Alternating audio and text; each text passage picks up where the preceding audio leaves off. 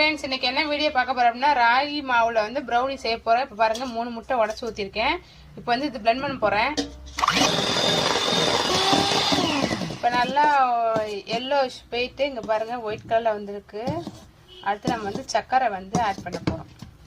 இப்போ 200 கிராம் நம்ம சர்க்கரை எடுத்துக்கோம். கரெக்டாக பாருங்க வெயிட் 200 கிராம் இருக்கு.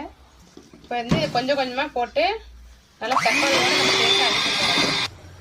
இப்போ வந்து நம்ம 100 gram butter, 200 gram dark chocolate போட்டு டபுள் பாயில் மெத்தட்ல இங்கே பாருங்க நல்லா சிம்மில் கொஞ்சம் லைட்டாக வச்சு டபுள் பாயில் மெத்தட்ல சாக்லேட்டை மெல்ட் பண்ணிடுங்க.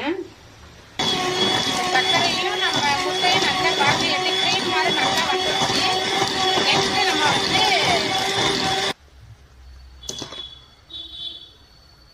இப்போ வந்து நம்ம வந்து 2 ஸ்பூன் வந்து கொக்கோ பவுடர் எடுத்திருக்கோம்.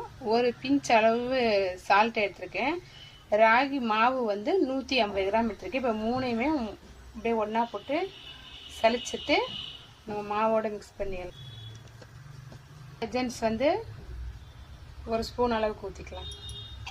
டபுள் பாயில் மெத்தடில் நம்ம வந்து பட்டரும் டார்க் சாக்லேட்டும் வச்சுருந்தோம் இல்லையா, அதை வந்து இதில் ஆட் பண்ணி அவ்வளோதான் மொத்தமாக மிக்ஸ் பண்ணி ட்ரேயில் ஊற்றிடலாம்.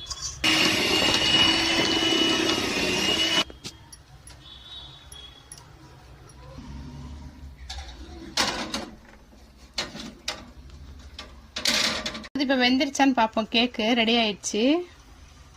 இந்த ஓடிஜியில் வந்து லைட் எரிய மாட்டேங்குது, அதான் பிரச்சனை. வெந்துருச்சு, சுத்தமாக மாவே இல்லை. இப்போ எடுத்துடலாம். பார்த்தீங்கன்னா நம்ம கேக்கை இப்போ ஆறணுன்னு நம்ம பீஸ் போடலாம். இப்போ நம்ம ப்ரௌனியை வந்து நம்ம பீஸ் போட போகிறோம். இது சுத்தமாக நம்ம ராகியில் செஞ்சதே பசங்களுக்கு தெரியாது. அந்த அளவுக்கு நல்லா டேஸ்ட்டு நல்லா சூப்பராக இருக்கும். மைதாவில் செய்கிறதோட முக்கால்வாசி நம்ம இந்த மாதிரி ஹெல்த்தியாக செஞ்சு கொடுப்போம் பசங்களுக்கு. ராகி மாவும் நம்ம உடம்புக்கு நல்லது. லைட்டாக சூடு இருக்கும்போதே போட்டுருங்க.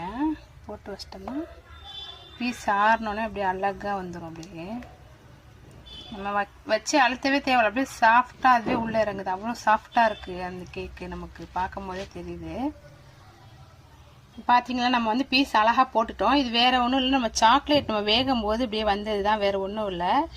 அது சூப்பராக இருக்குது. கேக்கு பார்க்க எவ்வளோ அழகாக இருக்குது பாருங்கள். இப்போ நம்ம ஒரு பீஸ் கட் பண்ணியாச்சு. எப்படி இருக்குன்னு பாருங்கள். ஸ்பூனே வைக்க தேவையில்லைங்க பாருங்கள். அதுவே அப்படியே நைஸாக அப்படியே நகர்ந்து வருது. எவ்வளோ சூப்பராக இருக்குது பாருங்கள் கேக்கு. ப்ரௌனி சூப்பராக இருக்குது. உங்களுக்கும் பிடிச்சிருந்துச்சுன்னா லைக் பண்ணுங்கள், ஷேர் பண்ணுங்கள், கமெண்ட் பண்ணுங்கள், சப்ஸ்கிரைப் பண்ணுங்கள். உங்களோட ஆதரவு எங்களுக்கு எப்பயுமே தேவை.